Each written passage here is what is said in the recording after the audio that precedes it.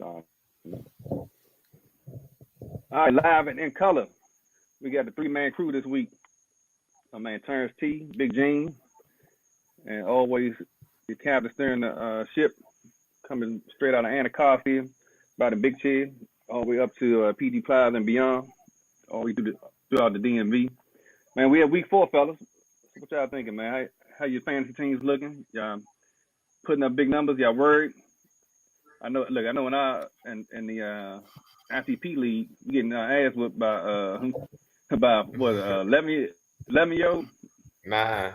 9-year-old. Yeah, it ain't really hit me till you posted the picture, and I was like, "Oh, He word." posted a picture. His mama posted the picture. Yeah, I didn't even know the picture was coming. Right. I was He like, in "Oh get man." ready to make it rain on us at Right. Chick-fil-A.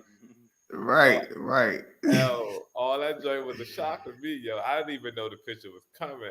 And look, the add insult to injury. He came over yesterday and was like, my mom said I can go to the dollar store and spend my last $11. Yo. Mm. I said, Oh yo. man, he playing with house money at this point. He got most of his entry fee back the last 2 weeks, so it's he letting it ride right now. Dang, he got 2 weeks of the Yeah, high 2 school. weeks straight. Yo, Yeah. these kids are a different generation. I'm gonna tell you, all he do sit on his phone. Like he don't even watch games. He just watch highlights and he knows every player, every stat, every number. Like he just sits there all day and just I watches. told you like, that was gonna be my strategy. Remember I told y'all I was gonna watch the games this year. I was gonna just go all numbers and highlight shows. I said I wasn't gonna do that. I was gonna play it straight. But apparently his strategy working for sure. Look. Is it bad that I when I saw that Gronk was hurt, I was like, yes, man, that's one play I don't have to worry about it on the team. I was hating on the 9-year-old over here. Hey, crazy. he probably gonna pick up somebody who's gonna go off. I know, right? That's gonna make us look even worse. I think that the first 2 weeks they ain't even played Gronk. Yeah, they played Noah Fant. He missed him 1 week and still the first time he won the pot, he the weekend high school, he didn't play Gronk. Yeah, so yeah, man, he's showing off at the moment. Yeah, it's crazy. Man, so look, fellas, we're gonna get into it and recap Thursday night, man. You guys check the game out. Cincinnati won 24-21. A lot closer than most people because the Jags jumped out to a big lead early on, and I thought they were gonna run away with it. And I was cursing everything every move that I made, where I started Cincinnati defense in one league and had Tyler Boyd in another league. And the only thing that kept me sane was like, all right, well, at least they got to try to come back and throw the ball around. But so Cincinnati won 24-21. Man, any takeaways, man? Anything on Trevor Lawrence? I think the one bright spot for the Jacksonville was that James Robinson finally, got the, the predominant touches. Ended up with 18 for 78 yards, 2 TDs during the game. But any other takeaways? No. My only takeaway, I think, is that Jamar Chase and we already know that Mixon was a player every week, but I think that Jamar Chase is moving into, wide receiver, at least 2, if not 1. He's someone that you should probably need to be playing every week. He seems to be Burrow's favorite target. Yeah, Boyd Chase ended up with a good game. Boyd ended up with 9 receptions, 118. As well, CJ Uzoma had a big game with 5 receptions, 95 yards, 2 touchdowns, which came out of nowhere. I definitely didn't see that coming. He had some injury issues over the past couple seasons, but man, yeah, 5 receptions on 6 targets. So it remains to be seen if that continues.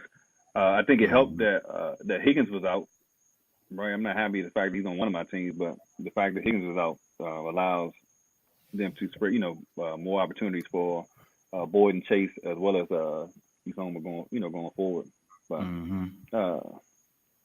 Trevor Lawrence, I guess the one bright spot on his performance is that he had 8 attempts, 36 yards on 8 attempts, 1 TD, and no turnovers. Surprisingly, I just knew. Since I was like the way they was turning the ball over going into Thursday night, I was like, okay, Cincinnati got to come away with at least 2 or 3, if not interceptions, some turnovers somewhere. They got none. I said, man, this is crazy. Yeah. But Now Trevor Lawrence, he gonna be legit, man. He gonna be legit. So yeah, I think he, unlike some of the other rookies this year, I think the fact that he's aggressive and he has the ability to run that. I think he definitely will be fantasy viable as the season progresses. He may not be, or he may not win a lot going forward, or may not have the best QBR, but I think he will become fantasy viable at some point in time to where some weeks he may be a top 12 play later on in the season. So it's a long season, so we'll see how it goes.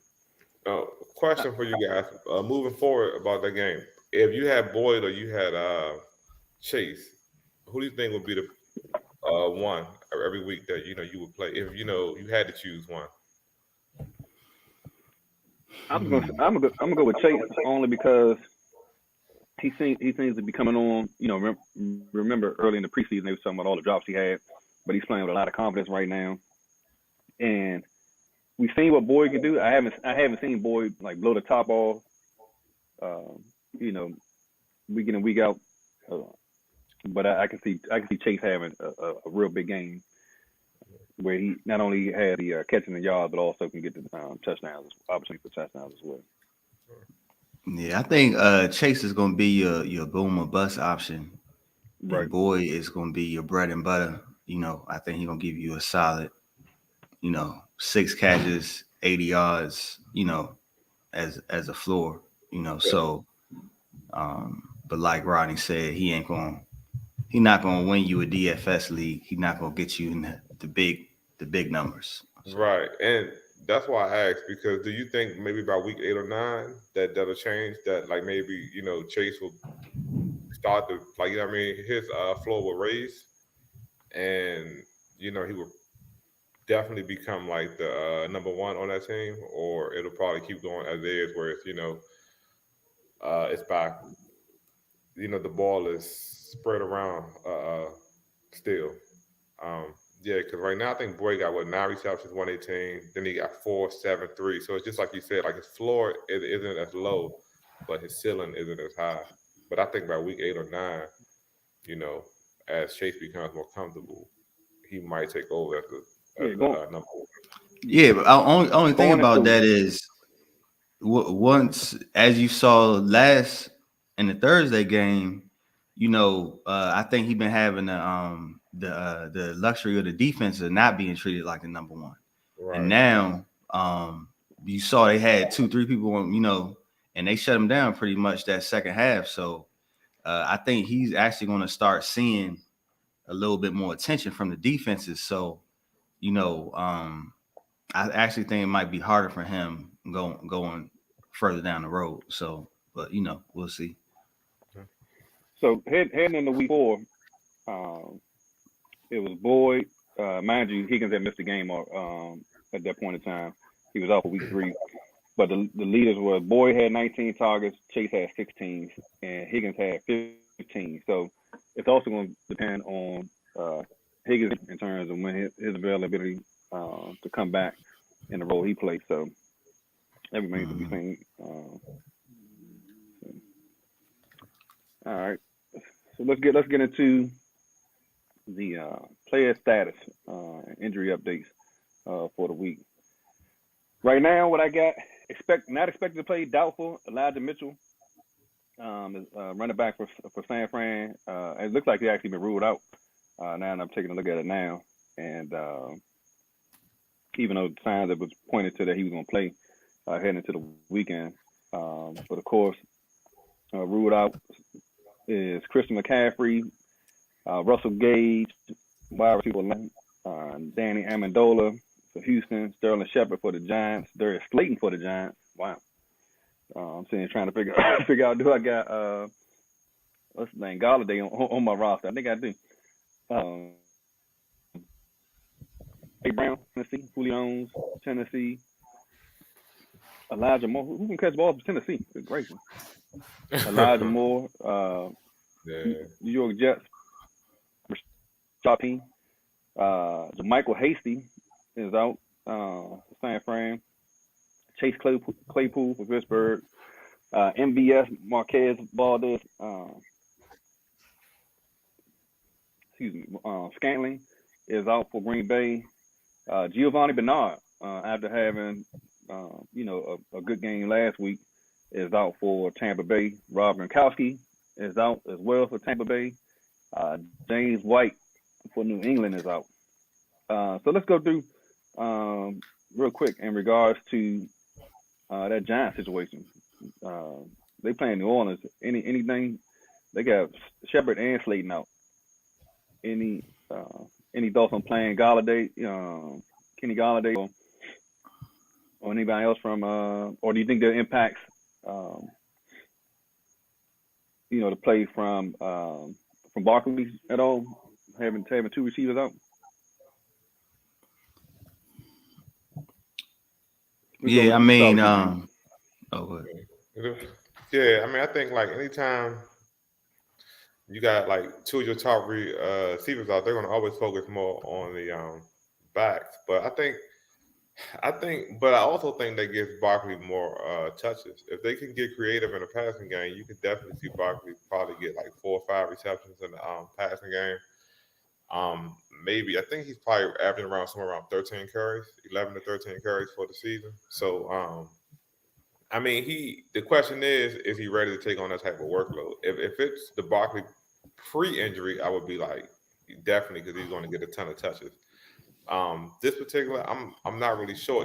If you have a chance to pick up Galladay though, I think that would definitely be a good play, considering that the other two receivers are going to be out.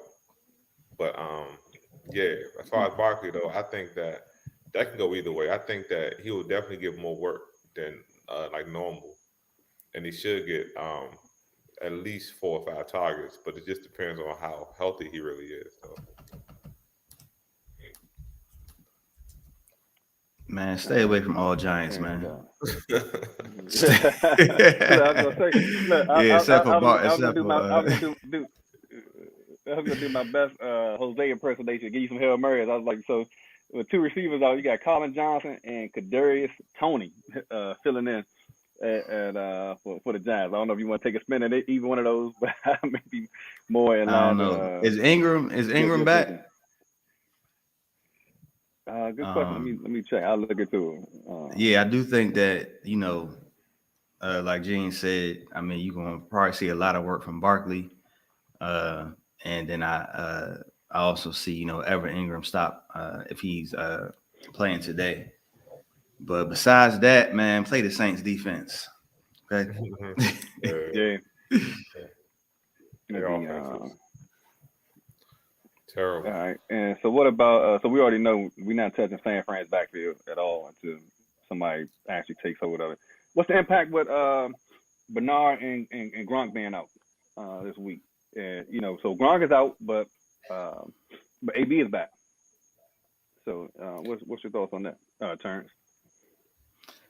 Yeah, I actually had to make this decision in my league. I got Gronk in another league, and his backup is Brait, who had, I think, 4 targets last game after Gronk went out.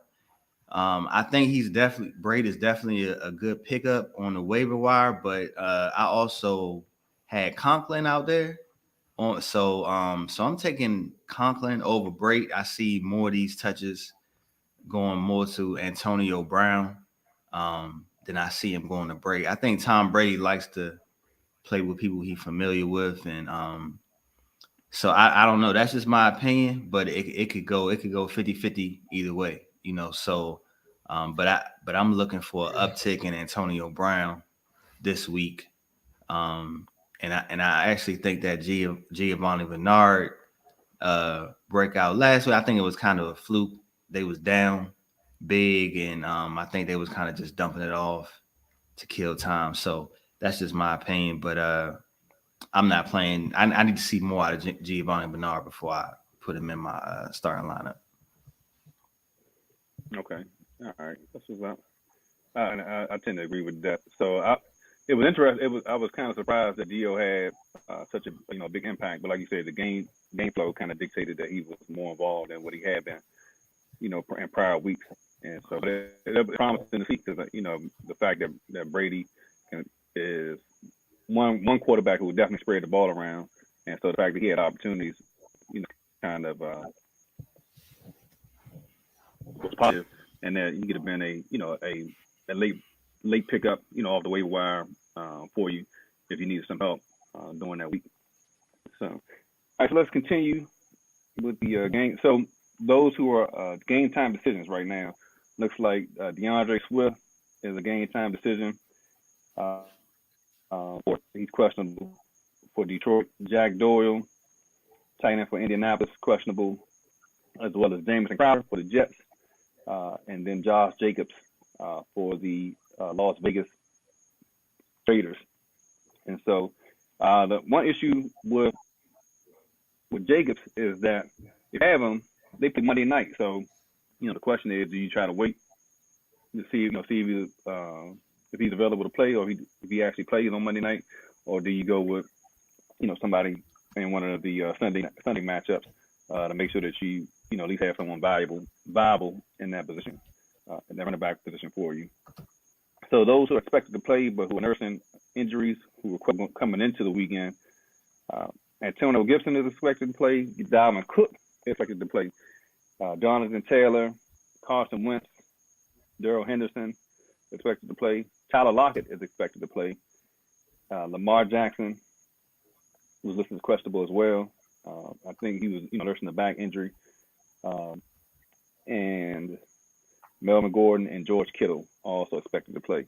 Now I have with Dalvin Cook, he's expected to play, and I guess the question would be, and he's actually one of our old. We can go ahead and take it now. At the moment, so with Dalvin Cook, he is actually. I'm sorry, he wasn't one of them, but with Dalvin Cook, if he plays against Cleveland, you guys got him going above or over under on his expected total for half PPR. Right now, he is at 13.9 points.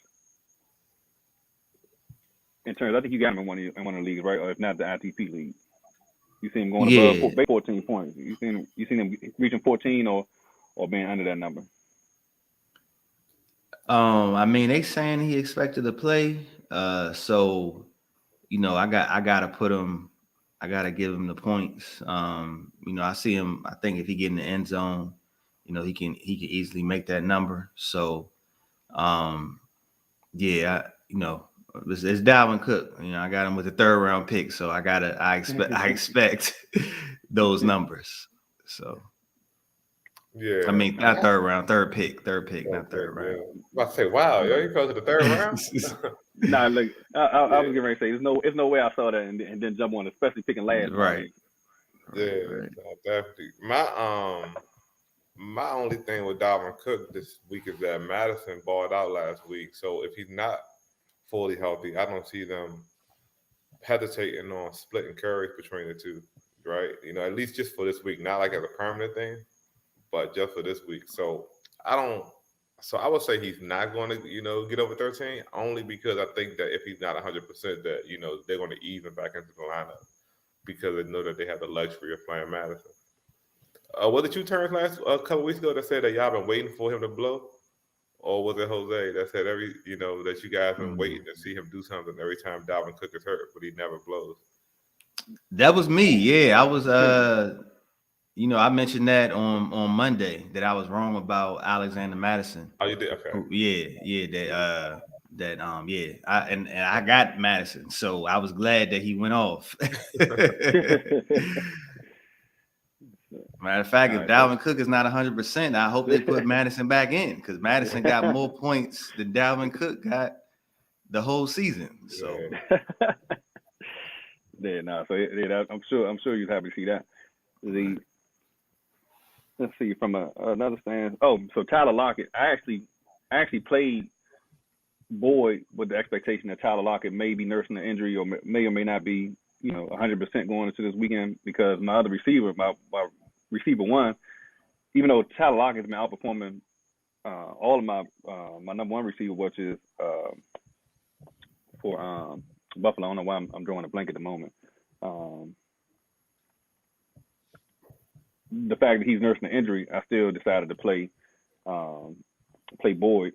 Not really sure what his performance would be this week. And we know that Lockett had those games where he's, a wide receiver number one, and then had those weeks where he's out of the top 24. So so right now I played, even though he hasn't been that great, Stephon Diggs against Houston. I could not play that matchup. So I went with putting the Lockett on the bench for my team and playing Boyd in that spot. So it looked like it might pay off, but if Lockett go off and get one of them 30 pointers or something like that, I may be upset. So we'll see how it goes. That's expert level right there. Let's see. All right, man. So that's the player updates as we have them at the moment. Right now, it's 11:34 a.m. Eastern time. So definitely keep track of the player updates as we move closer. Right. You're on Central Time. It's 10:34 Eastern Time. Nah, so I'm speaking for the East Coast folks. So I figure most folks not on my time. So no. You said it's 11:34. Right. Oh, I'm sorry. You know what? You know what's crazy is that I got two computers up, right? Uh-huh. And so I got one computer that actually adjusted the time to 9:34, but the other one is still at 10:34. It hasn't adjusted to Central Time yet. So I was looking at that, thinking it was 10:34 here. So now it's 10:34 Eastern Time. Appreciate that, Jen. I was like, what are you talking about? I know how to tell time. But my clock, that's crazy. It hasn't adjusted. I don't know why. Not adjusted yet. Guess thanks for the Apple that it has, because this one says 9:34. So all right, cool, man. So let's get into the Sunday slate and the first few games that we have. So we'll start out with we talked about the Giants in New Orleans earlier, and that we not touch anybody from the Giants squad. The best thing I can say is perhaps Daniel Jones may give you a lot of rushing, right, during this game. But if New Orleans defense show up like it has been and been playing for the most part, I don't see the Giants doing much. Anybody on the Giants other than Kamara that we looking at that you guys like or how on or feel like you need to bench? Question, Jameis. What's your thoughts on him in this game? The matchup sounds juicy, but he hasn't really done much. Nah, if Jameis ain't getting touchdowns, he's not really producing yards or points. So I'm staying away from Jameis. I got Jameis on one of my teams, and unless I have to play him, I'm not playing him. I'm staying away from him, especially against. I'm not playing him. I actually, you know what? I don't care who Jameis is playing. I'm not playing him. It doesn't even matter. So you mean to tell me that's not the week he get on track towards that 5,000 Jose? Yeah, man, Jose ain't looking too good right now with that. Even with the extra 17 games, they put 19 games in. Jameis ain't getting the 5,000 yards, Man, I keep going. And it's crazy because it's clear that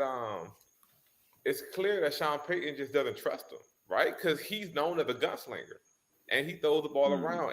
And the knock on Drew Brees the last 3 or 4 years was that his arm isn't strong. And so you thought that having Jameis was going to open up the – now, mind you, he doesn't have any weapons. But you thought that it would open up the offense more. But it hasn't. So if Sean Payton ain't letting Jameis throw the ball downfield, man, something's wrong. I don't trust him. If Payton don't trust him, I don't trust him. Anything to add to that turn? It's pretty much settled. We're not touching anybody from other than Kamara. From either New York or New Orleans. I mean, you're gonna play Saquon if you got him. But Barkley, yeah. Yeah, I don't see anybody. I mean, Marquez Callaway. I'm not playing Marquez Callaway. Yeah, like I said, Saints defense. Yeah, Right, yeah, okay, right. yeah. Saints defense. I can see that. Defense, yeah, Yeah, that's what I I'm heading. I can see them creating some turnovers. right. Daniel Jones is known to get a ball up when he put it in the air.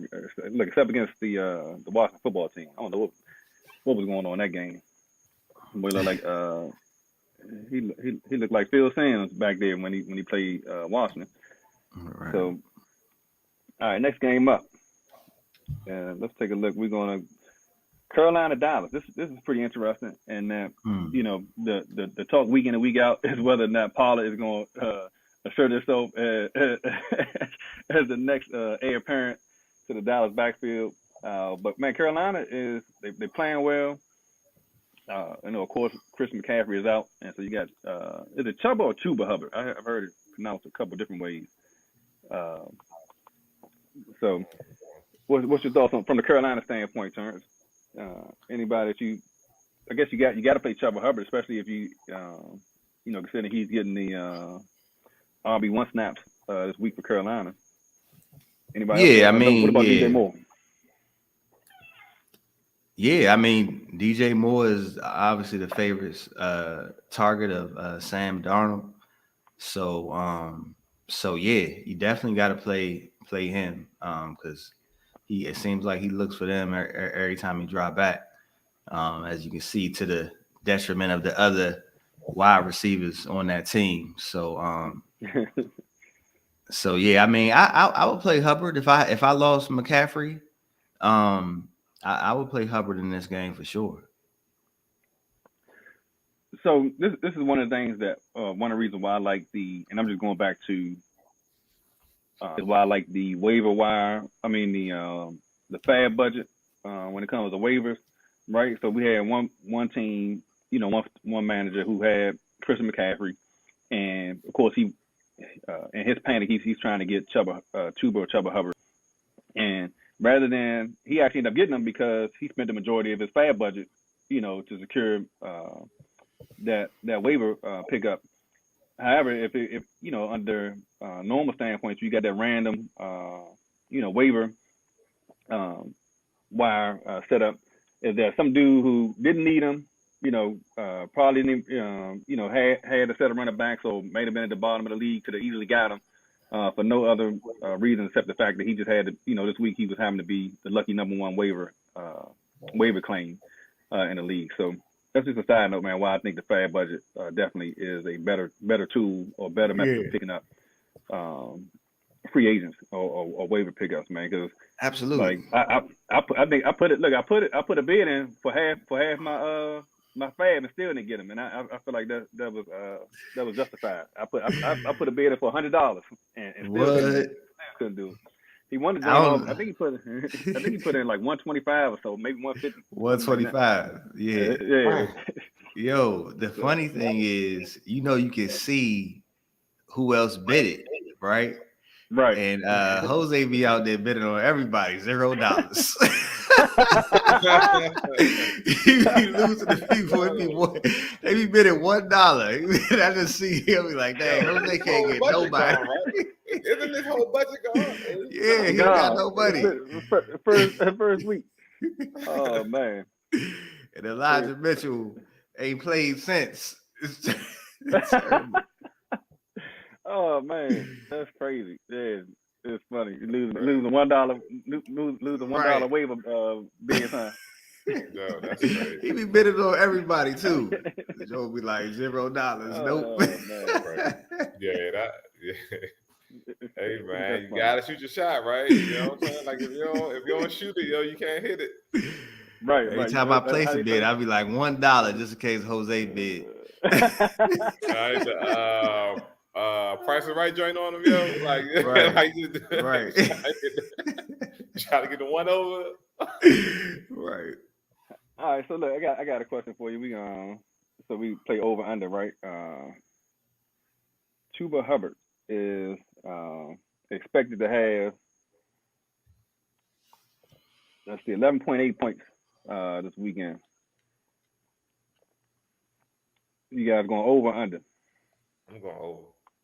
Yeah, Over. I gotta go over. You know they're gonna put some points up in this game. I mean, at least I believe so. So, and you know, that's in Carolina. That's just always been. He might be having the Mike Davis role that Mike Davis had last year when he was with Carolina. We saw he ended up as a top 10 running back when McCaffrey was out. So I'm gonna go over. Yeah, I'm gonna go over. So you both going Dallas over? defense Okay. gives up yards. They give up a ton of yards. I think they're like ranked 27th in the league and 26th in the league in yards.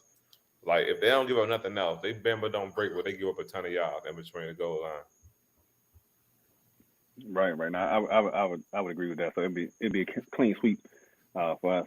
Got a question. So Dalton Schultz, any inclination to play him this week?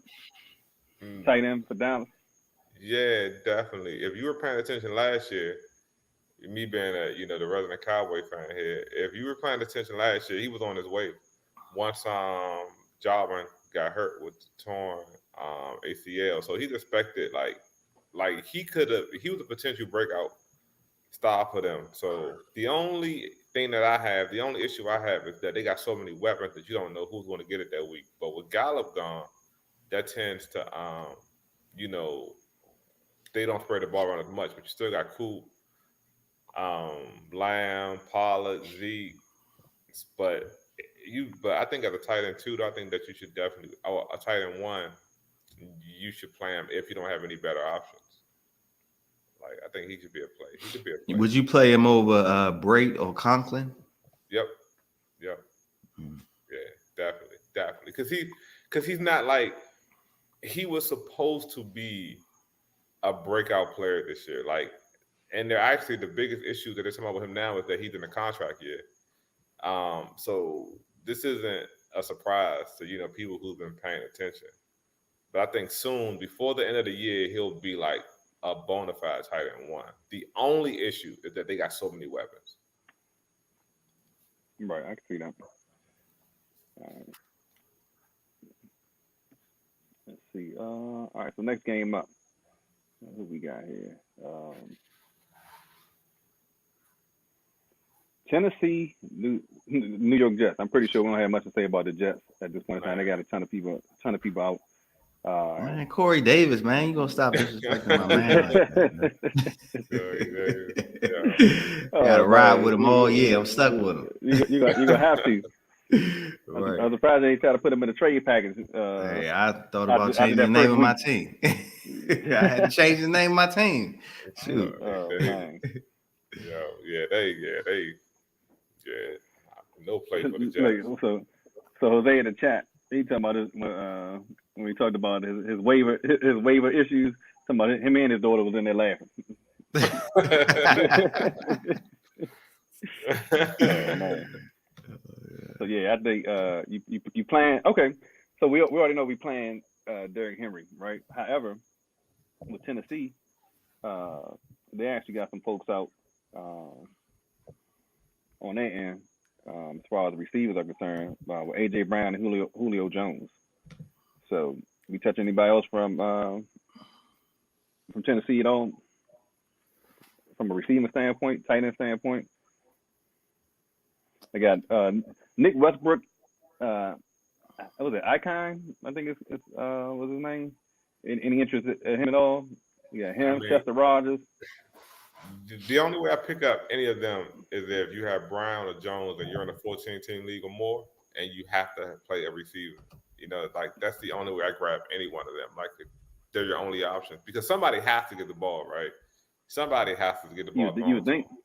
Yeah, so that's the only way I touch any one of the tight end receivers. If you're in a 14 to 16 team league and you have Brown or Julio, you have no other real options. There's also from a tight end perspective, Anthony Ferkser. Is he's way now? I can't like you digging way in the dumps if you looking there at this point in time. So. All right, so let's move on. Look, if history is any indicator, this might be a 40 carry game for, or at least 40 touches for Derrick Henry. for Derrick Henry. Yeah. So Yeah. Arizona and the Rams, man, this game should be, a points banana, fantasy points bonanza. Mm-hmm. I At don't this know. point in time. It depends. I mean, that Rams defense, man. Like we gonna see what Arizona's made of. You know. Ain't no stopping Kyler Murray, man. You don't It's no think so? stopping. Nah. So the over under is 54 combined 54 points, and right now the Rams are favored by 4. So Rams say about 4. Okay, and they must be home. yep, Yeah. so they're playing at SoFi. Man, hey, tell me, man, we might need to take a trip out there, man. Back to your old stomach grounds out LA and go to one of them games. Go to a SoFi game out Stadium there. joint. Yeah, take the SoFi Stadium joint like that. Yeah. I see pictures of it. It looks nice. Crazy. So we're looking at. So go ahead. I was gonna say during this game, I think we got to talk about. Of course, you playing your people. Cooper Kupp, DeAndre Hopkins, both of the quarterbacks. But it's some people we got to look at. An old name, Deshaun Jackson. You know what I mean? Like he had a breakout last game, and right now Robert Woods. I don't know what's going on. I don't know if him and Stafford not having a connection, but I don't know if Deshaun Jackson is coming in that role. He seems like he's not aging out there. So I don't know, man. What y'all think about Deshaun Jackson? But look, he definitely looked better in the offense than Robert Woods did. That's what I'm saying. I mean, yeah, but that's another boom or bust thing, though, right? Like, what do you have? A 75-yard catch and touchdown last week, right? Yeah, but he ended with like 130 yards, I think. Yeah, he ended up with 120, three catches, 120 and a TD. Yeah, I think if you have to play him, you play him. But I feel like he's gonna be one of them specialized players, man. And as he continues this, I think people going see him, going to give him attention and put someone over top of him, which actually may even open it up more for Kupp or for Woods, even though Woods haven't been doing much this season. But yeah, I don't know. Like I don't trust him. Like I feel like he's a boom or bust. I feel like he relies too much on a big play. For me to be a valuable option. But if again you're down in a dumpster and you're in one of them 14, 16 team leagues, I think you just go with it. My thoughts is that it just makes Robert my hope for Robert Woods to become live out his potential in that offense. My faith in him doing that is even lessened now that Deshaun Jackson is actually in the mix. So I just think it hurts Woods even more. Like I'm not that you play Deshaun Jackson, but I just think that my faith in Woods being viable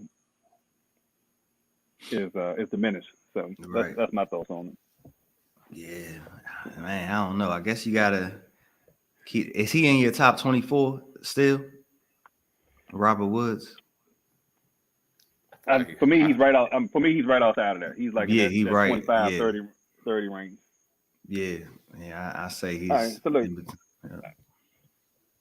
So let's take a look at this. So, would you rather have Robert Woods or Odell Beckham Jr.? Right now, Odell. I mean, with Landry out. Right. Yeah, definitely Odell. It's funny that we even holding this conversation. Like, what happened to Odell? I know, right? Like all right. So, what about Robert Woods or Marvin Jones Jr.?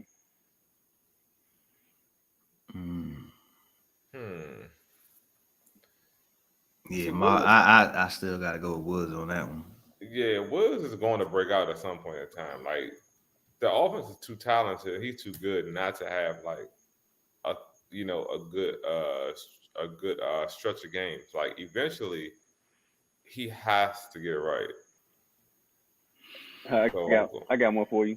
Would you if you had these two on your team? Would you play Robert Woods or Kenny Galladay today? Mm, I think that's a Galley's good one. getting more. Yeah, Galley's getting more targets. Definitely, I think. Yeah, I mean, yeah, I agree with that. I agree But with that. I, You got a higher floor with with um with Galladay because I think they're gonna be. Oh, Sleeper King says you got to play Robert Woods.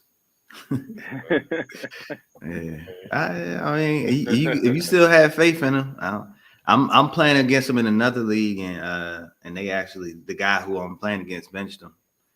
Um, let's see, but I think it's a lot of wide receivers out there, so trying to see who he played instead of Robert Woods. all right. So receivers. what about so we He know benched Cooper him Cup. for Pittman. He put Pittman Oh, you in gonna put him in there? over Robert Woods. Look, actually, it's funny because that was another good comparison. I was thinking about guys who offense is not that prolific, but they're a number one receiver. Based on either injury or target share.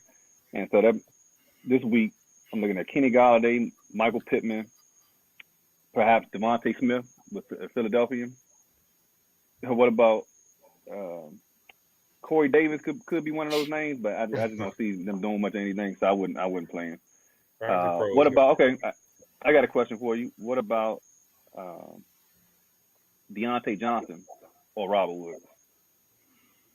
Oh, I go with Deontay. I think Claypool is out. Yeah, Um, yep.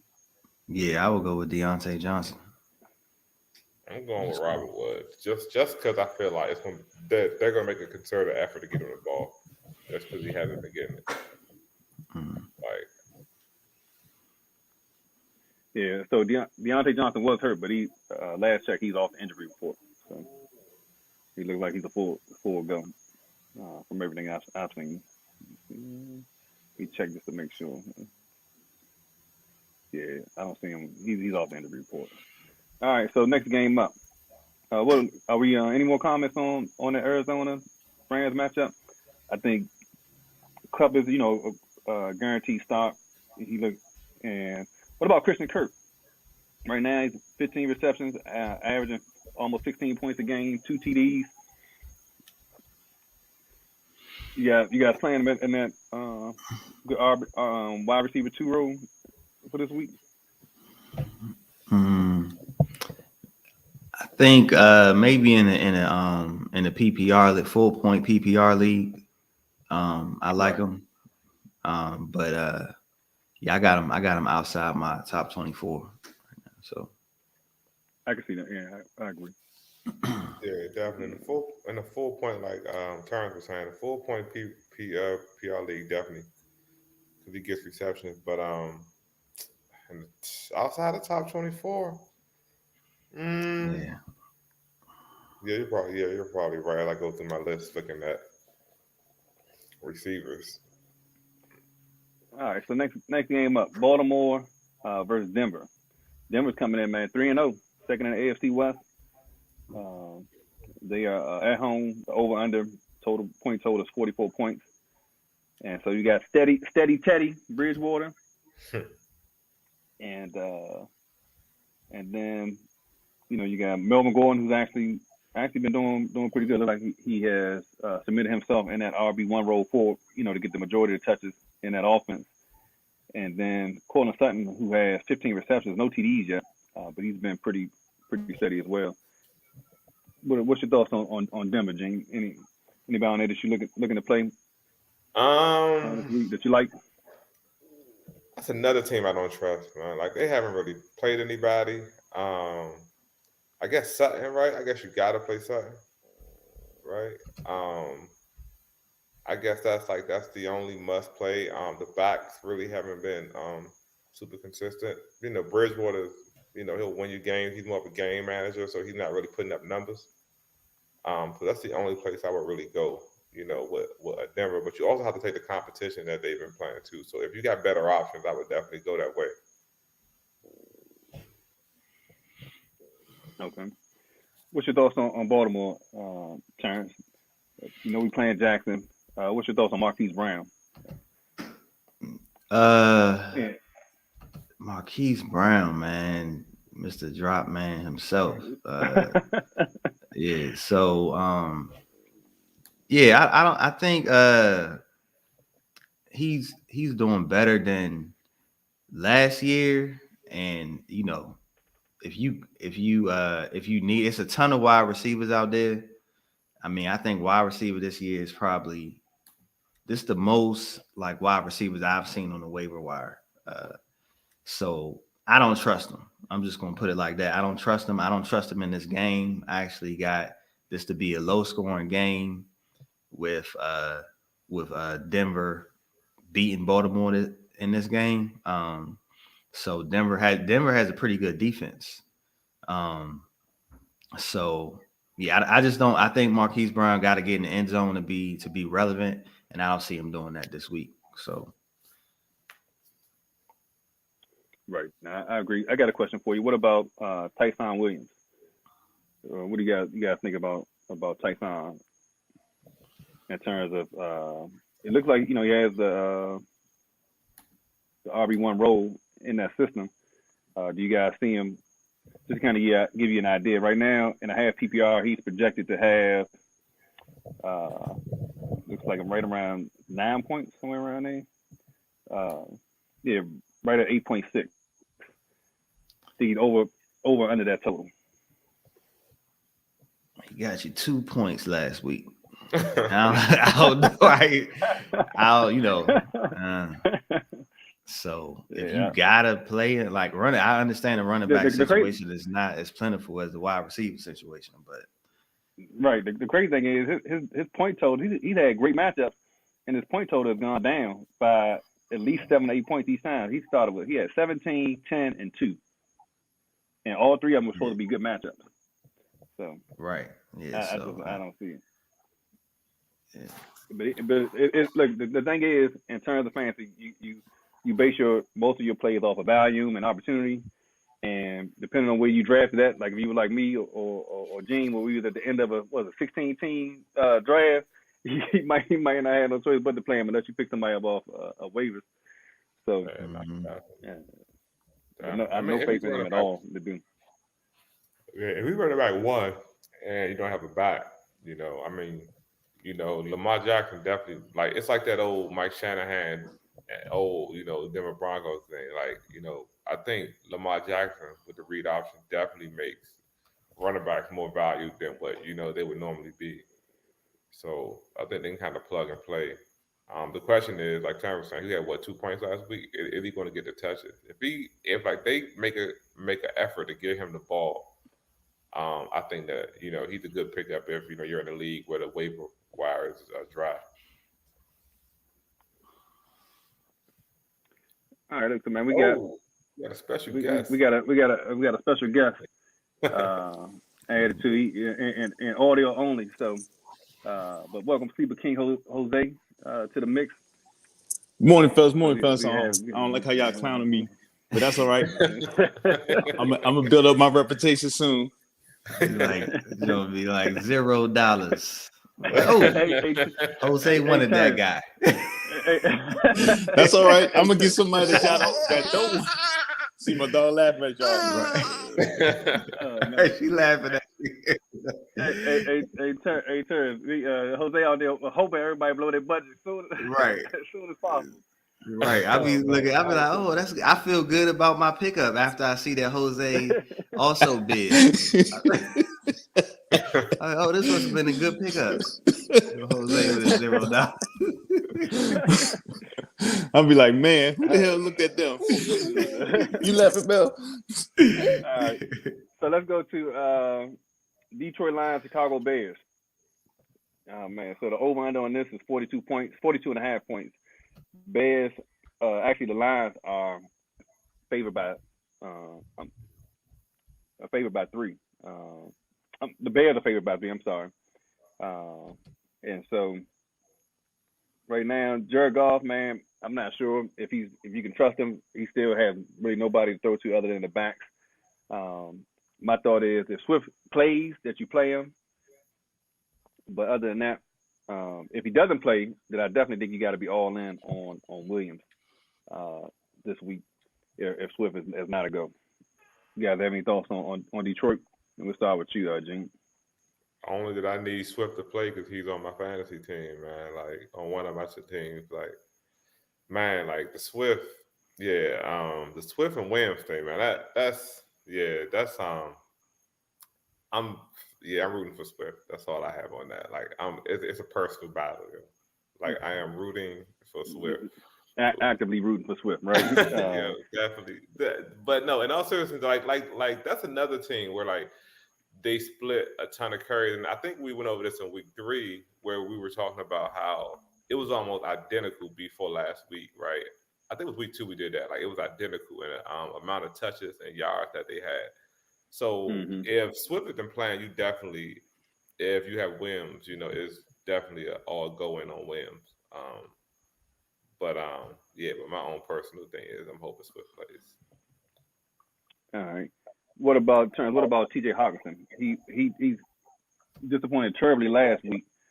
But do you see him having a bounce back game this week against Chicago? The matchup's not the greatest. However, he still is one of their top targets in that offense.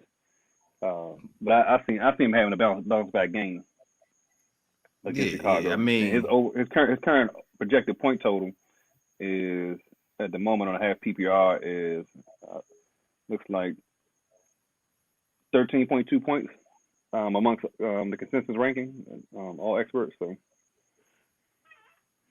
yeah, that's pretty high. But yeah, you got Hawkinson, you got to play him. You know what I mean? That's he's a top 5 tight end this year. So yeah, I would you got him, you got to play him.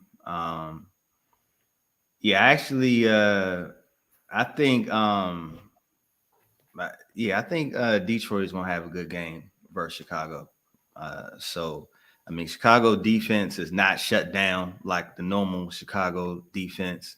Detroit almost got the win against Baltimore. So yeah, I see Hawkinson getting in the end zone this game. Okay. All right. So yeah, hold on. I want to put my input. David Montgomery. I think he's going to go off on this game, and then also, Cephas, or what's his name? I forgot. Quentin Cephas. Yeah. So those are the two guys I'm looking at, and I also picked up on a cheap buy on the DraftKings is Detroit defense against Chicago. I'm not sold on Fields. Yeah, I agree. I think Detroit gonna have a good game for sure.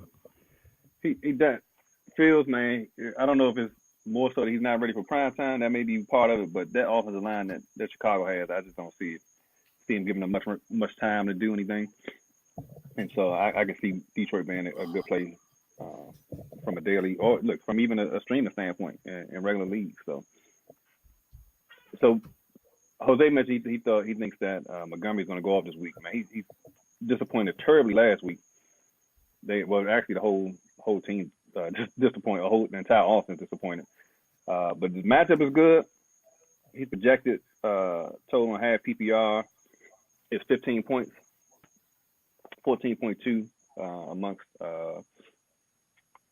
the 14.3 amongst the experts consensus ranking. So let's have this. What do you guys think? David Montgomery, 14.3 fantasy points for the week against against Detroit. You going over or under? We'll go with you, Gene. We know Jose's going over. So no, I'm going under. I'm going right there, 14 and below. 14 and below. It's Detroit, man. Like I just feel like I don't know, but then it's Chicago's line. I'm going below. I'm gonna go below, man. I'm gonna go below. Like I'm not confident in that, but I'm going below. Yeah, I'm a be the odd person here and say I'm gonna go above. I think they're gonna lean on David Montgomery. I am worried about Justin Fields stealing some touchdowns around the goal line. But yeah, I think they're gonna need to lean on him and not lean on the rookie. Right. And sorry, if I can just for a quick second, in the PPR league, right, I do believe that they'll do a lot of checkdowns. So he'll get the ball probably more than usual just because of how bad they were on offense. And the easiest thing to do is check down to the back. So with that said, yeah, but I'm still going below. But if he gets a lot of checkdowns, I could easily see him clearing that number though.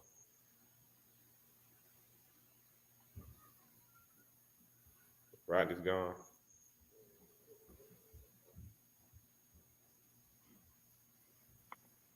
Sorry about that, fellas. My question was, any interest in Cole Kmet at all? I have none. I think the main people that's going to get most of the targets. I think Allen Robinson by design, but I think with the rookie quarterback with Fields, I think his thing is going to be outlets to tight ends. Anybody closer to the 5-yard line. So running back, tight ends, slot receivers. Okay. All right, let's move on. Indianapolis Colts versus the Miami Dolphins. Over under is 43 points. We got the battle of Carson Wentz and Jacoby Brissett. What tells you all we need to know from a fantasy standpoint. But interesting enough, what's your thoughts on Jonathan Taylor this week? And we'll start with Jose. He's coming off an injury off his knee, I think. But I think he's going to do good against that defense. The defense is a strong defense. But I think Nines is going to get most of the points. I really think that's going to be on the offensive side of Miami. I really like their receivers that they got and their tight end. And I don't like their running back Gaskin. So the you players like him even with Brissett. Go ahead. Now I'm saying you like them still, even though Brissett starting. Yeah, because last game Gesicki, the tight end, he had 10 targets. You have Water who's playing the slot. You got Fuller on the outside, and then you also have Parker on the outside. The Indianapolis defense, their secondary is they've been giving up some passing yards, and I believe that that offense, Indianapolis offense, is still going to be scoring. So I do see Pittman going off. I see John Taylor going off. I see Nines going off on that one, and then I see Pascal getting maybe 2 touchdowns, 1 touchdown. Waddle had 13 targets, 12 receptions for 58 yards. How you do that? He's playing the slot. And then he's playing the slots now. So he got Fuller on the outside, taking up that deep fade. He only got 2 routes. Post and fade. And a 4-point PPR, that's 12 points though. Yeah, I know. And the 4-point PPR, shoot, that's good.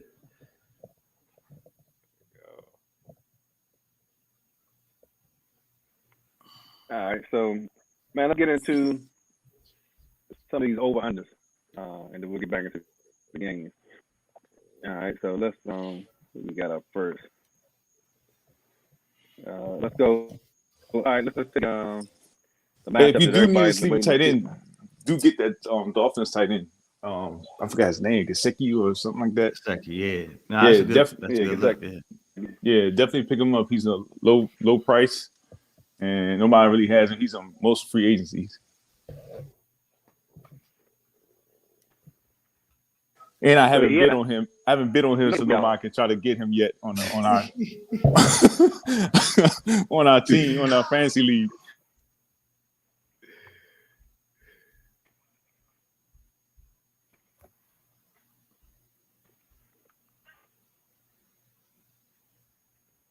Rodney froze? Can you guys hear me? Yeah, you froze. Your face, we hear you, but your face is the same. Mm-hmm. Froze. Yeah, I'm not sure what's going on with that, but he was probably stunned by my pick, my Gesicki pick. At that hotel Wi-Fi. Yeah, man. I think the Hilton is me right. Can you guys still hear me? Yeah, but you breaking up. Mm-hmm. Yeah, I can move on to the. Want to move on to the next one? Yeah. Tom Brady. Yeah, we can go on. Oh, Tom Brady. Okay. Yeah, I'm over on the Tom Brady. If you're asking about over or under the Tom Brady, I really think he's gonna go off on the Patriots. I see him with at least 4 or 5 touchdowns. Yeah, it's definitely gonna be a welcome home game. My analyst to this, all I need to know about this game is Tom Brady is petty, And if you don't know nothing about Tom Brady, you like know he petty, You go back to history. You go back to when a Washington football team says something about him and he put up a 50. You can go back to like anything you want to go back to, He like the Michael Jordan of our era, When they told him that he couldn't shoot 3 and he hit 6 in the first half. All you know about Tom Brady is he petty. Yo, that's when I started hating New England. Was that Washington game where they went for it on 4th down? Right. When they were up by 50s. I was pissed. I was so mad. Like I took it personal. I was like, why would you do that? I took it personal. He petty. Like he gonna get about 42 points this week, Yeah, I mean, because Tom Brady, he got it. I feel like when Tom Brady left, they were kind of trying to see like who was the bigger impact on the New England success. Belichick or him. Right. And I think Brady is winning that battle. And I think this game right here, he's gonna try to prove it. So right. Did you hear Croft call Belichick an asshole? Nah. Oh man, I'm sorry about my language. My bad. This is an adult podcast. We kind of been a little buttoned up too much anyway the last few weeks. Also, a guy to keep an eye on is Antonio Brown. I think he's gonna go off on the slot on this one. He's like a Deshaun Jackson to me. Like they play situational when they play meaningful games against somebody who's gonna really score with them. Then he plays, but this is personal. So he's gonna make sure because Brady don't have Gronk in this game, so he's gonna make sure he make it personal with players that played there. Right. It's actually Brown return game too in a way. Yeah, it is. It is. So this is too bad Gronk not playing. Gronk would have been one of my play Brown. But with Gronk being out, I would pick up tight ends like OJ Howard or Brate. Because he loves throwing tight ends. Okay. Kareem Hunt. Rodney, you back? Kareem Hunt. Okay. 11 points. What's your we'll start with you, Gene. Over on the Kareem Hunt, 11 points. He had a big game last week. Yeah, I'm gonna go. That's a good number. I'm gonna go over, man, just because I'm gonna just say he'll get 1 touchdown, maybe 3 to 4 catches, 6 to 7 carries. So I'm gonna go over that number. But again, I know I keep beating the dead horse, but this new in the NFL, man, this new 2 running back thing is making fantasy a pain in the ass. Like when you knew somebody's workload, it was a lot easier to predict their like numbers. But now workload varies from game to game. But I'm gonna go over. I like that too. I like the over. I think with Landry out, it's not a whole lot of people catching passes over there. So, I think Hunt's receptions going to go up. Minnesota going to put some points up. So, Cleveland like to lean on the running backs. I'm going to go over. Yeah, I'm going over. I'm going over. They keep a good balance. This is personal for the coach. He's gonna make sure he runs it up on them.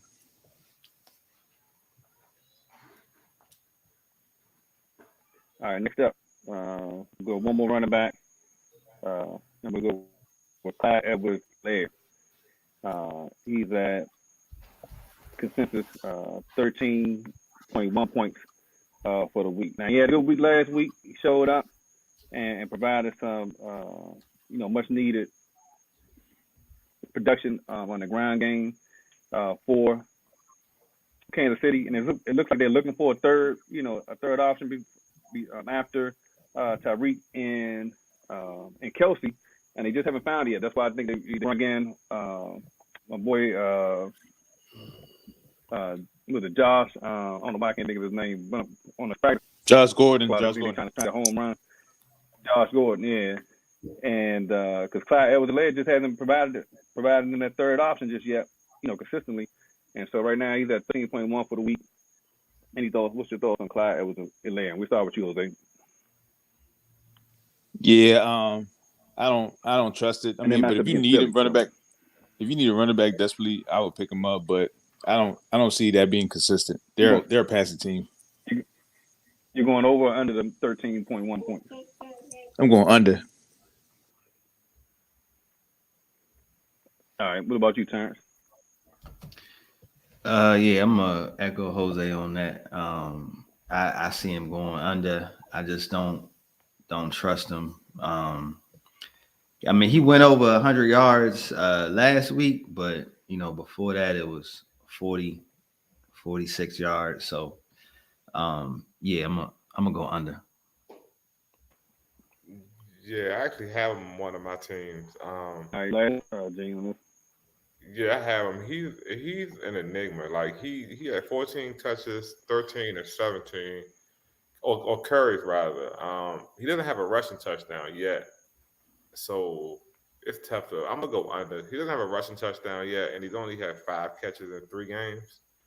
So I'm gonna go under, man. Like he hasn't been getting a lot of work, which is, I don't know why, but I'm going under. That's a sweep. All right. Next up, Josh Allen. He's at 25.6 points a game. Now, he went off against the Washington football team last week. He's matched up with Houston. So, technically, based on the matchup, he should be anywhere between that 25 to 27 point range. You guys see him going over this number? And we'll go start back around the other way. Gene, you start first, then Terrence, then Jose. Yeah, he's going over. Houston's terrible.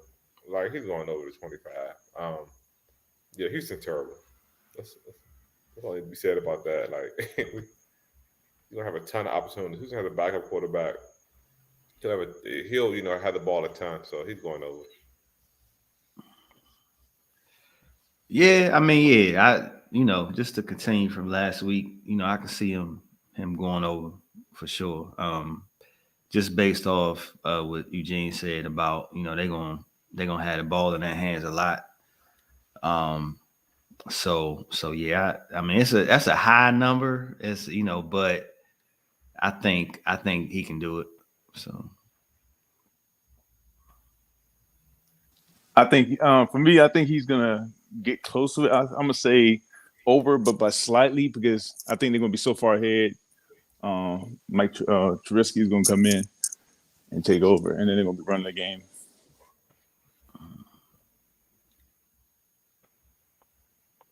All right. So that's 2 for 0-1. All right. So last one for this one over unders. We'll go Derek Carr this week, and he's matched up with the Chargers. So Nels Carter playing against that Las Vegas defense, but Derek Carr's over this number expected point total consensus amongst fantasy experts is 18.7. So we'll give him say 19 points. You can go over or above 19 points. We'll start with you, Jose. Yeah, I'm gonna say over. I'm definitely gonna go over on that. I think he's been playing, especially some close games, some tough games. I think with this one, it's gonna be another tough game, and I think he's just start coming out his shell now. So I think he's gonna be over. Plus, he got to keep up with the points. I mean, what's your thoughts, Turn? Long term. Go ahead, Gene. Give your what's your thoughts? You think going over under? I think he's going over, man. Like Derek Carr's been on fire. the last couple weeks. I actually know the whole season he's been on fire. I'm going over. I don't really see any reason why it's going to slow down this week. I just think they just in one of them zones. So I'm gonna definitely go over. Okay. Yeah, we'll get a sweep, but I'm definitely in the over camp as well. Just based on the fact that with the game flow, I see Herbert and Lawson putting up big points. So he's either gonna have to maintain a lead or he's gonna have to try to keep up and to win the game. So I definitely see him going over as well. Yeah. So look, the real question is who is going to have the most fans? Is it going to be the Raiders or the Chargers? I know. You know what? Most people say it's going to be the Raiders. I was listening to some of the sports talk radio broadcasts, and they were saying that they definitely think the Raiders is going to have the most fans. Yeah, you know, considering that you got some old holdouts that's not going to change their allegiance. Yeah, I think the Chargers can have 3 teams will come in that building and almost surely have more fans than them, and that's of course the Rams, the Raiders, and the Cowboys will come in that, and the Cowboys had more fans than the Chargers in week 2. So it's crazy. Did they? Yeah, they were talking about that. I guess I'm not surprised. It's not a bad trip. It's an easy trip from Texas, and I'm sure there are plenty of Cowboys fans there already in that area. So I'm not surprised. Right. I was listening to some prominent LA person talking. I forget who it was, but they said that the Chargers will be like 5th on the list in teams. They said that the team that owns the city the most, I believe, is the Raiders are 1. As far as football, they said that they have to go to the Raiders, the Rams, the Cowboys will be the 3rd team in LA, and then they said USC football would probably they said they would be 3rd. The Cowboys would be 4th. USC football 3rd, Cowboys 4th, and then you get to the Chargers. I can see that, man. I'm definitely. I forgot to say too. I'm with y'all if y'all go to SoFi Stadium. Yeah, count me as 4. Yeah, that needs to be a trip. Because I don't know if y'all know, Terrence was out. He lived out in LA. I want to say they was up there maybe 6 years, if I'm not mistaken. Okay. One of my least favorite places. Look, man, I look at LA. I look at LA as a good place to visit. Yeah. Man, I just don't know if I could do it full time. But he did it full time for a minute. Yeah. But I like my spot in Cali is actually San Diego. About to say, Diego's. Yeah, San Diego's nice. I've been to LA and San Diego. Yeah. So, Diego's chill. But the weather in Diego is off the hook. Crazy. So we got next game up. We're gonna get back into the games. Next game up is Cleveland versus Minnesota, and over under is 53 points. So it looks like a pretty good expected point total, and the Browns are favored by 2 in this game. And we know we mentioned that we mentioned that Cook is questionable for the game, but it looks like he's going to play. Madison had a good game last week, so even if he's out, he should have some pretty good production. So the question is, we talked about Kareem Hunt and his expected point total, whether we were going over or under. So if you got Nick Chubb or Kareem Hunt, I'm assuming you would play both of them against this Minnesota defense. Kirk Cousins has been performing. He's right now. I think he's QB6, averaging about 24 points a game, right? And considering that all the games have been close, he's had to continue to put up a lot of points and a lot of yardage. So the question is, I think we talked about OBJ briefly. What's your thoughts on OBJ and Cleveland, Jose? This week, anybody that you like, that you kind of fade a bit? Yeah, on Cleveland, I do like Odell. I think he's gonna produce some points this game. Also, I think the Kareem Hunt and Chubb is gonna go off. I think Njoku is gonna get some touches, but the guy I'm keeping an eye on, the guy I just picked up, and I'm thinking I'm about to start him against y'all, is Felton, Dimitri Felton. I think he's gonna get some points. And then for Minnesota, yeah, of course, Cook he's coming back, but I think it's going to be mostly relied on Justin Jefferson, Thielen, and I'm gonna keep saying my guy Osborne. Man, you Osborne killed me last week. Yeah, you Killed me last week. Hey, but with fantasy, man, you hold him. You don't just let him go. You just threw him to the trash real quick. Man, Yeah, I picked up Conklin. I picked up Conklin in the league.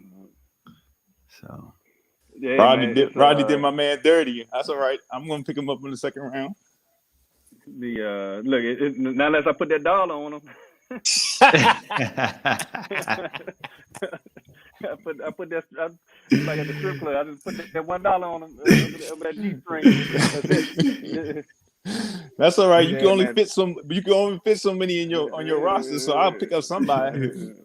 Man, Tyler Conklin, man, he definitely stole all of KJ Osborne's thunder last week. He had seven catches for 70 yards.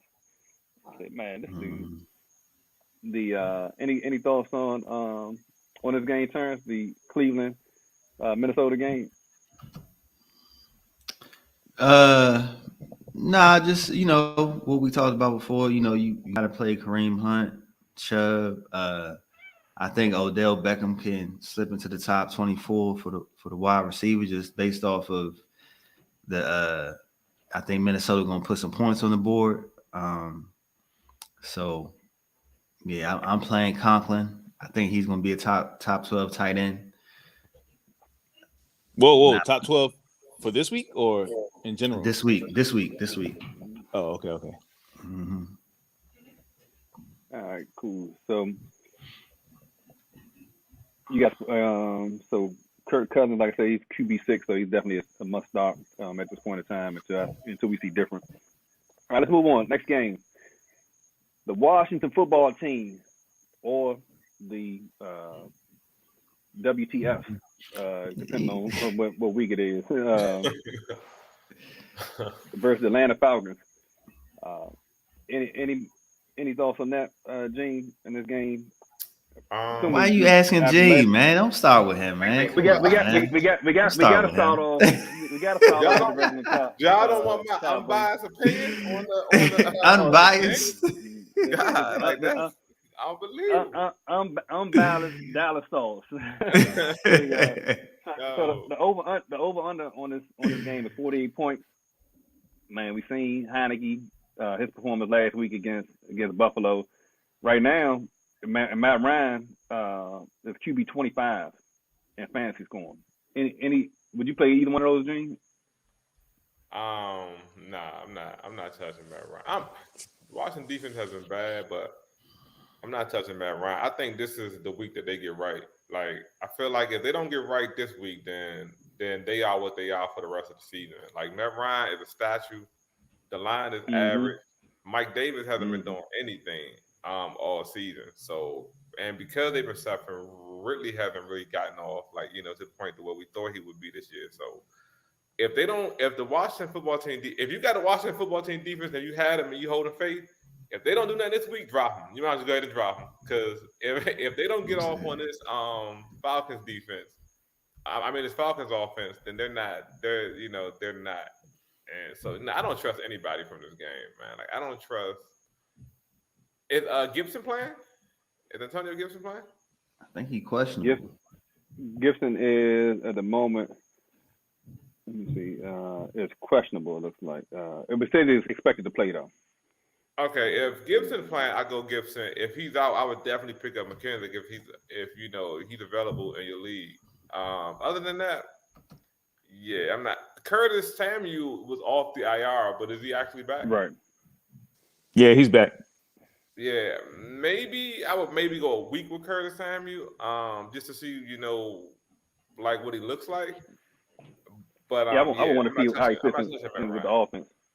Right. What happened to your Logan Thomas, man? You was all riding high on Logan Thomas. You know what? Actually, you know what, Jose? That's a good point. I kind of forgot about Logan, a little bit. I do think Washington should get right this game.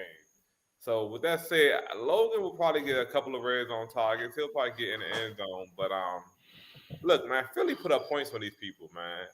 If Washington don't get right this game, look, just drop everybody on Washington football team except Gibson, except Antonio Gibson. Like defense and all. I'm done. I dropped the mic. I'm out. All right, I think I was fair. What's your thought? Yeah, I mean, I agree that this is a chance for Washington to get right. I actually think they will get right. I think it's going to be. I'm gonna jump out there, maybe Mahoma. I think it's going to be a high scoring game. I think McLaurin going to bounce back. And actually on the, I think this is a good chance for Calvin Ridley to do his thing as well. So I could be wrong here. I could just be biased, but I think this is an opportunity for both teams. Started out struggling. This is a chance for them to really to bounce back and put some points on the board. So I like Ridley. I like McLaurin. If Gibson is in, I like him.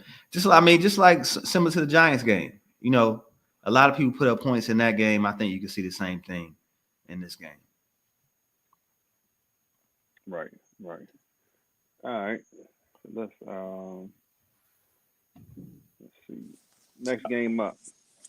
Oh, damn, you just gonna bypass me. So look, this is. I got no face. So you just right by me. When it comes to Washington, Jose is all in. Like De'Ami Brown. This is the day he's gonna come out. Oh no, De'Ami Brown's gonna be in the slot. You're gonna have Samuel on the outside. He's gonna take away touches from Logan Thomas. McKissick gonna go off. Patterson gonna go off. And OZ, I speak my piece. Olamide Zacchaeus. Yeah, I'm not even gonna try that.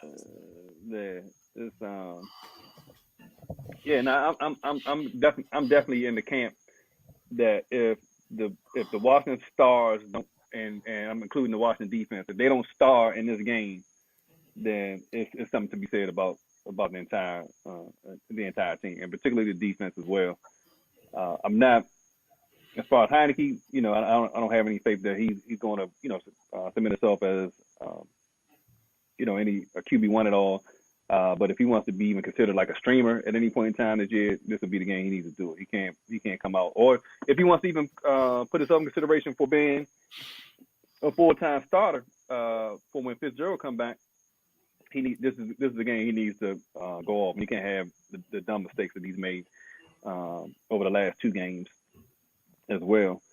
But I'm hoping Osborne, could do something. I just don't see it. If Tyler Conklin becomes a thing, I just don't see how they can sustain those two, plus continue to feed Justin Jefferson and Adam Thielen. Hold on, how you just switch? Where you go? I'm sorry. Hey, I was actually I'm not sure how if Curtis Samuel comes in, I'm not sure how McLaurin and Logan Thomas would be sustained as well. Some brain fog going on over there. Yeah, man. That's that central time.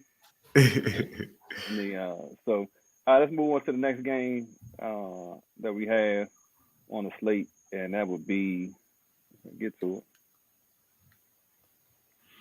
Let's talk. Let's see, Carolina Cowboys. Let's do Seattle San Fran. Over under 52 points. And Seattle, man, I'm not sure what to make of that team. They were putting up a lot of points, and I expected them, to go off last week. It just didn't turn out that way. What's your thoughts on the Seattle San Fran game, Jose? Anybody that you like a lot, or that you fading? I like the receivers, Lockett and Metcalf, going off on the secondary of San Fran. I mean, that's my team, but they ain't got no secondary. So I see them really going off on them. For San Fran, I see Ayuk going back again, doing high numbers. Debo Samuels, Kittle's kind of injured, so I see Dwelly coming in, the backup tight end. I see Hughes also doing the same thing. She don't agree. She doesn't agree at all. Yeah, look, I was gonna say, What? Bella has been calling out Jose picks for the last like 35, 40 minutes. I know she calling me out. She said Hughes check. I don't know why you got to mute it, Jose. It's real live podcasting going on over here, man. No, man, this is parenting. I got to make sure I keep parenting. Hey, look, this is real genuine podcasting, man. This is 2021 podcasting, man. You let her Look, get off, this for the folks who have kids and work that are relatable, and work full time. Exactly, it's relatable, man. You let her go while you talk, man. Yeah, she said she likes Sermon on this one. Nah, but if you need a quarterback in desperate need, I would pick up Garoppolo, which he's probably still on waivers. Yo, so question, Jose. So what's up with Sermon? Like, are we gonna get like they don't have any back? So what? Does Sermon right now, Sermon goes with the package of Lance. They brought in Sermon for the package of Lance. Sermon is supposed to be the Alfred Morris of the offense. You got what's his name? Elijah Mitchell is supposed to be that speed back. He's supposed to be the Mostert, but he's hurt. So they have their backup, Jaquez Patrick, and then Cannon. I think Cannon might show some sign because he has that speed. They need speed to run that outside zone. Right. But if they can't run that outside zone, it's going to be a long day. So I do see Sermon. So when I looked at the game, one of the biggest insights I saw was when they ran to the right, it sucked. But when they ran behind Trent Williams, it opened a lot of holes. So I see them doing a lot more. Majority running to the left. If they do so, then Sermon's going to have a great game. Okay. So but I got to wait for my $250 investment to come back. Oh man, listen. Terrence, what's your thoughts? What's your thoughts on this game? Man, I actually think I don't know when these two teams get together. For some reason, I'm always thinking like it's going to be a defensive battle, and it's not going to be a whole lot of points on the board. Even when San Fran played Green Bay, when San Fran played Philly, that's what it kind of looks like to me. So, I think Seattle can be, if you take away Tyler Lockett, I look at this more of as a Carson game for Seattle. So I'm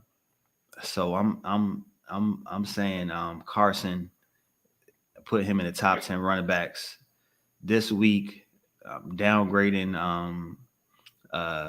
Russell Wilson a little bit, just because I saw what Aaron Rodgers was a surgeon the other last week. He was fitting some tight stuff in to Devontae Adams. I don't know if Russell Wilson going to be able to break past that San Fran defense as well. So yeah, I think it's going to be a low scoring game, but and if you got Carson, I think he should do well. All right, Jing, any thoughts on this game to wrap it up? No, not really. I mean, just what everybody said. You definitely got to go with the known plays. You got to go with Russell, Metcalf, Lockett. On the San Francisco side is a little more tricky. I wouldn't play either one of the defenses, and that's pretty much standard protocol for Seattle San Fran game, man. The Seattle weapons are going to be what they are. Nobody on San Fran offense, I would really tell, except for Samuels. Samuels, definitely. Kittle might be out too. Yeah, I'm sorry. Kittle is right. So you got Ayuk and Dwelly. Trust me on that. Dwelly. First of all, let me tell you, I don't put no juju on George Kittle. I need him to play. I got him. I need him to play. I got him on my team too. He in the 4 o'clock game too. So according to Adam Schefter, he will play. So if you heard it from Schefter, then you can take it to the bank. So just let y'all know that. So I need that to happen. So it looks like he's on slate to play. All right, so let's go to this. Should be a quick and easy one. Houston Texans, Buffalo Bills. So the two things we already said, Josh Allen, if he doesn't get right at target, it's a good chance of him going over. We discussed him earlier. We're not touching anybody in the Houston backfield. So two questions, and you guys can take these two individuals. We'll go start from Gene, then Terrence, then Jose. Sold on Miller. Zach Moss, right, running back for Buffalo, and Brandon Cooks. What's your thoughts on those two, Gene? Brandon Cooks, receiver for. Hold on, you snuck that one in on me. Let me go give my 30 seconds of stats in real quick so I can. All right. So while you do that, Terrence, what's your thoughts on those two? You playing Zach Moss, and are you a believer in Brandon Cooks? Yeah, Brandon Cooks been solid, and Mills. It seems like it's his only receiver he see on the field. So I think you gotta play Brandon Cooks. He's been consistently in the wide receiver 2 range. So I don't see why he can't do it again this week. Zach Moss, I mean, I don't really like Buffalo running backs, but if I don't see him being in the top 24. I just put it like that. All right. What are your thoughts on those two, Jose? Zach Moss, you mean, and who's the second one? And Brandon Cooks. I think Brandon Cooks might be shut down a little bit. A good team. I think Brandon Cooks might be shut down a little bit, but they're going to have to pass to keep up with them. So it's going to be him and Miller going to get some targets.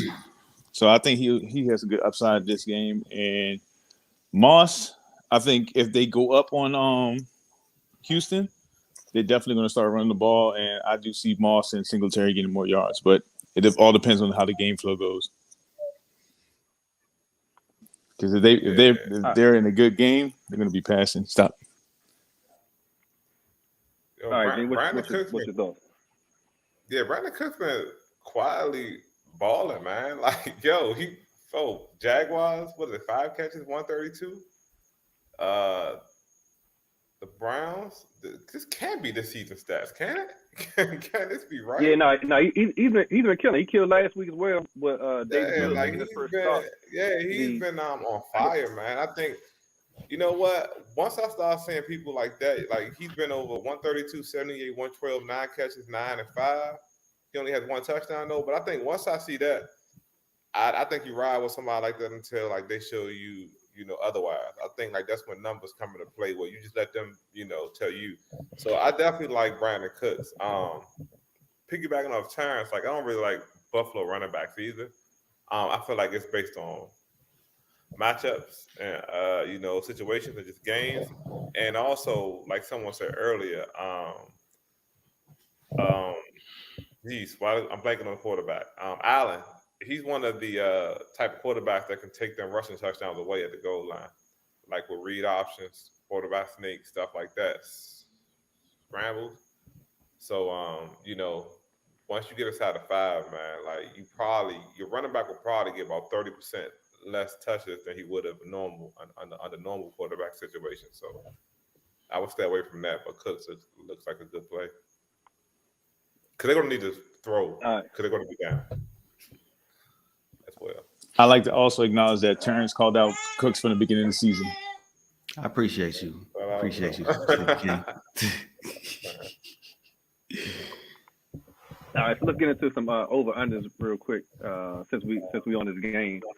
So we just talked about Brandon Cooks and one, and so we're gonna do 3 individuals at a time on this game. So we got Brandon Cooks. His over-under is 13 points, and this, like I say, this is expert consensus ranking at half PPR. Brandon Cooks at 13 points. We're going over under on that. Gene, we start with you, and then go to Terrence, then Jose. I'm going over. They're going to be down. They're going to throw the ball a lot. I'm over. Are we going on 3? Okay. Yeah, I gotta stick with what he been doing. So yeah, I'm gonna give him over. You tweeting Jose? No, Brandon Cooks over? I'm going for over for Brandon Cooks, over for Emmanuel Sanders, and under for Dawson Knox. I think Beasley's gonna get those catches. I'm gonna tell Bella to make sure her dad is listening to the instructions. He ran out all three. Terrence, what's your thoughts on Emmanuel Sanders? Over under I think the defense 9.4. probably gonna be focused on him. I feel like that was a fluke last week. We'll see. I think it was a fluke. At some point, they got to get their number one wide receiver the ball. So I'm gonna go. Lord, we hope under. we hope they do. Right. What about you?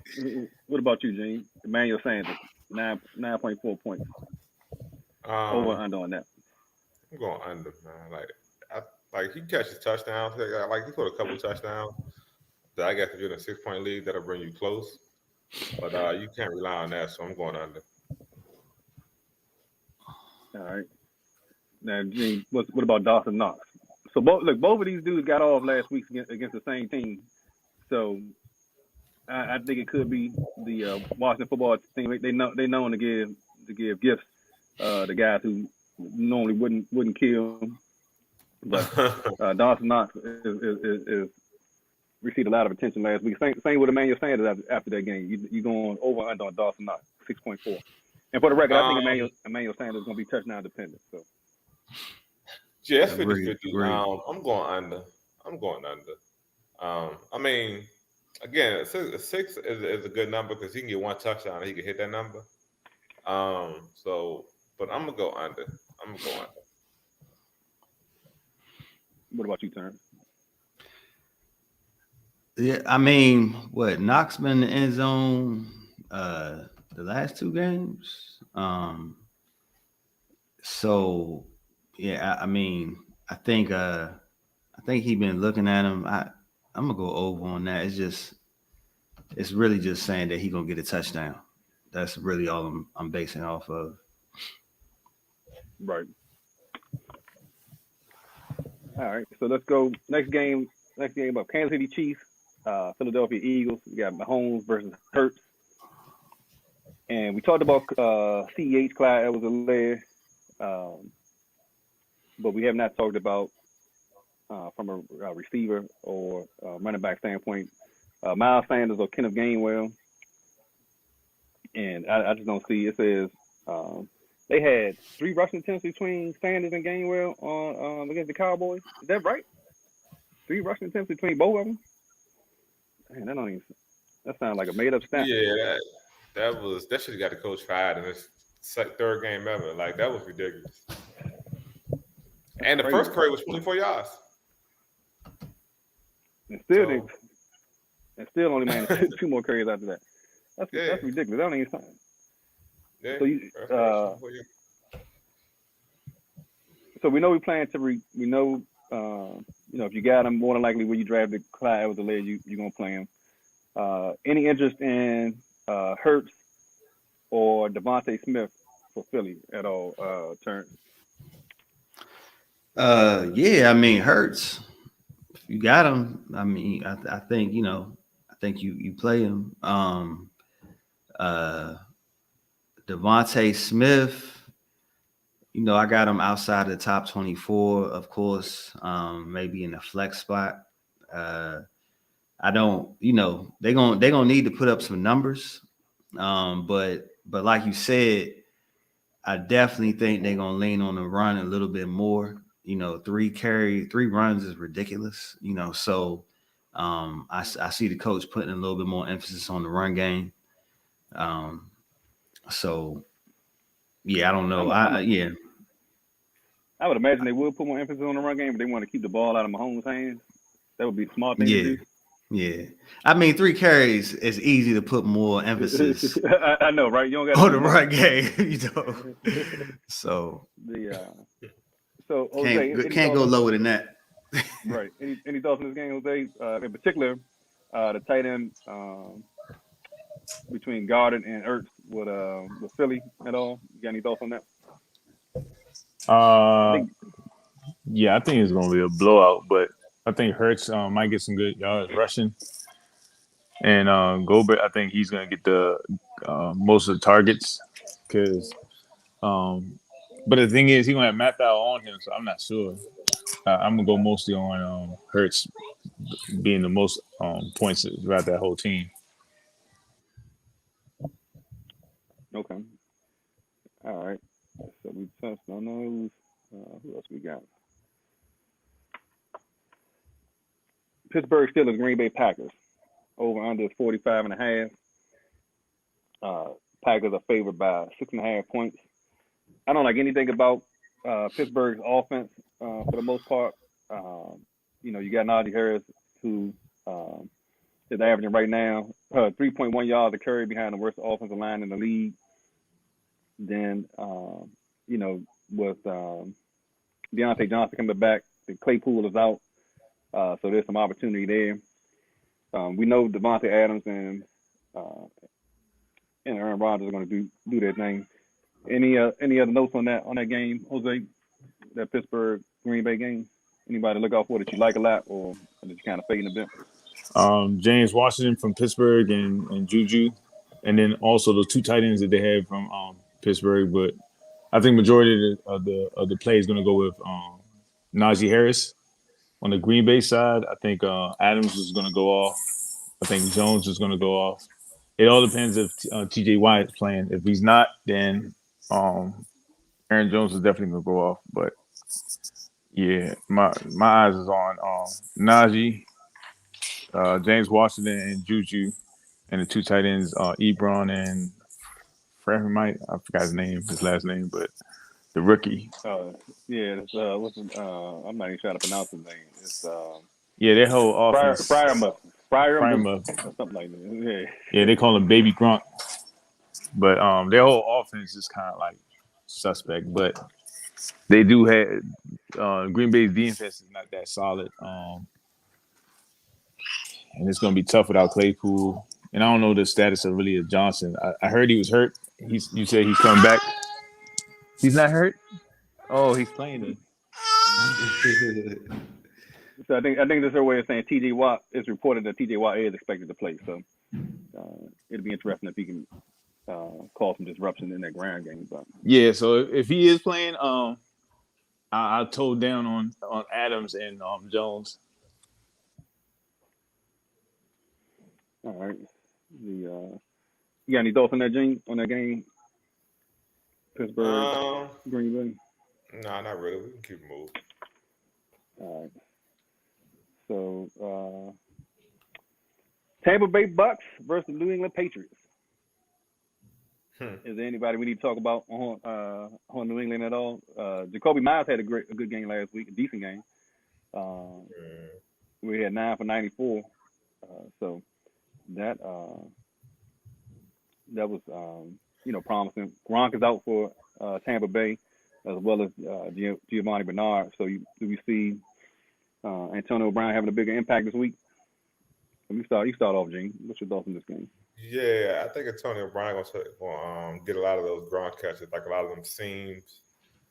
Playing from the slot. I think that they're going to utilize him in the way that they would, utilize the tight end and passing down. He'll take away a lot of middle of the field. He'll do a lot of the middle of the field work. So I definitely think Antonio Brown is a bigger play this week than he would normally be. And again, like it all comes down to me with just Brady Petty. Like it doesn't. That's all it needs. That's all the analysts that needs to be said. Brady gonna go about 400, at least 3 touchdowns, no picks.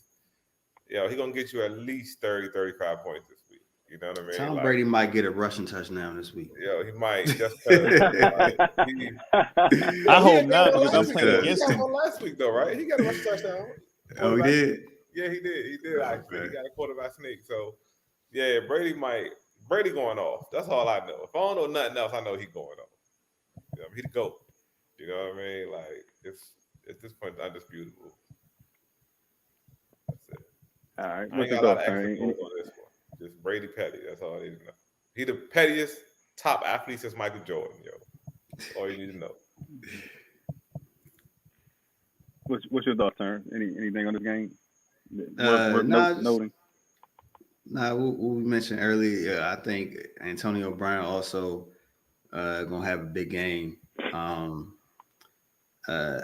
don't have Brait in my top 12 tight ends replacing Gronk.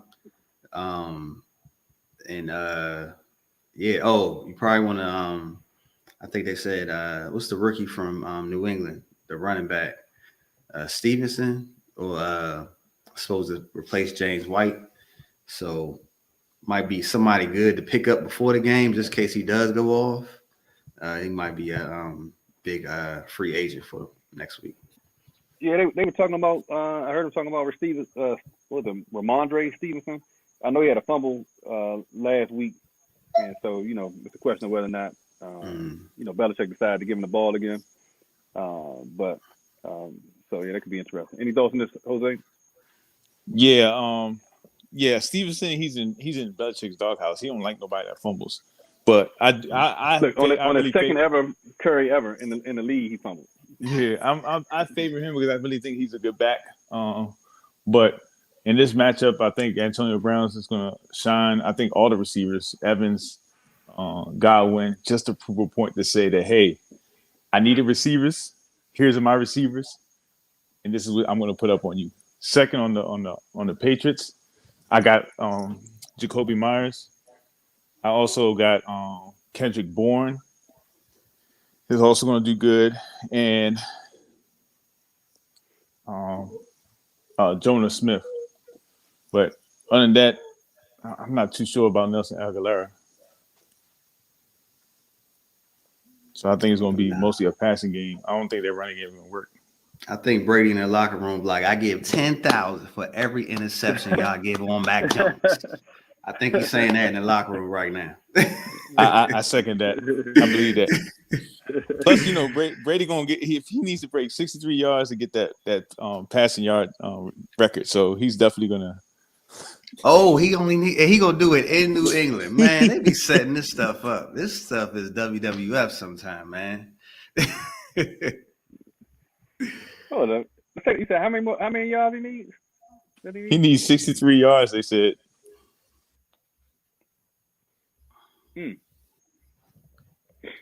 That's crazy. Yeah, for him to go get it in New England. But he's not just gonna lay that up. He gonna dunk it. They said they're gonna pause for him, but they're not gonna stop. They're gonna, it'll be like a quick thing.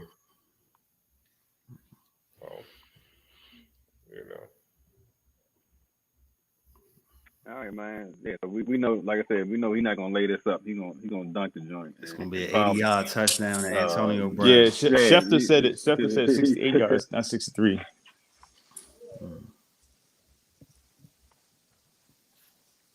All right. So let's see. So yeah, man. So that's it. For this week, let me know if I missed anything, guys. Let's see. Did we touch on the Monday night joint? Vegas. Oh yeah, Vegas is they're gonna put up. That's gonna be high scoring, yo. That's gonna be high scoring. I see Keelan going off again. I see Allen going off. On the Raiders, I got Hunter Redford. I think he's a sleeper. I would pick him up. And Edwards. I know. If Josh Jacobs doesn't go, it looks like Peyton Barber is going to get the majority of carries again. So he may be a good, definitely a good guy to keep in mind if you got him, or if you, but they were to pick him up last week. Mike Williams, any thoughts on him? Terrence at all in terms of whether or not he goes off? Play him. You got to play him. Where he going? Yeah, I mean, you see his upside. So yeah, contract year. Yeah.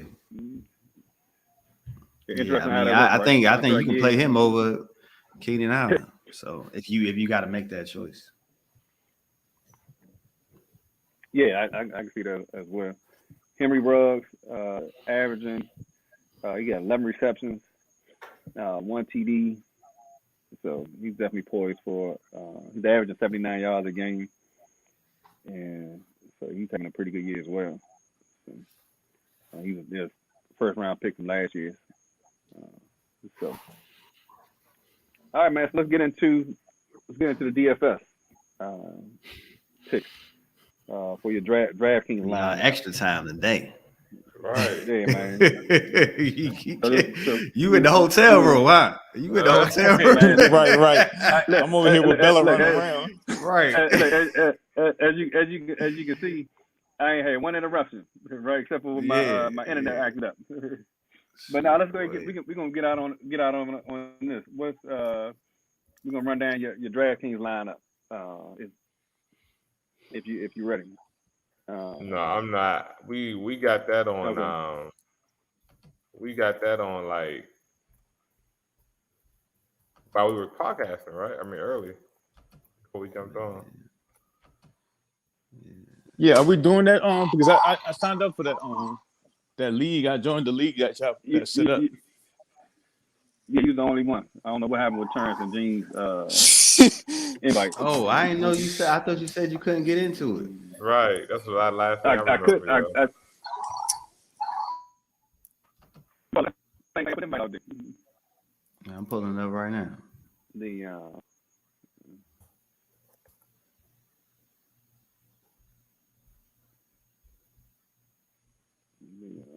see.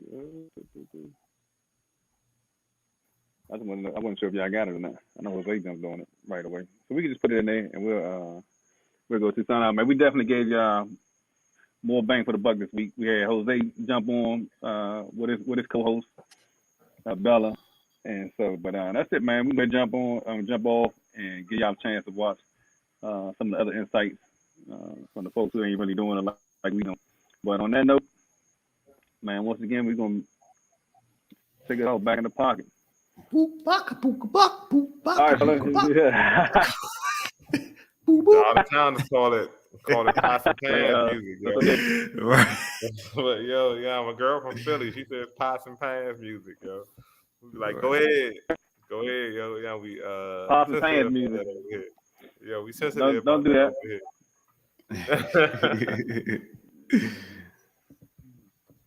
All right, fellas. Cool. All right. I'll let y'all know later. All right, cool. All right, deuces, y'all be safe.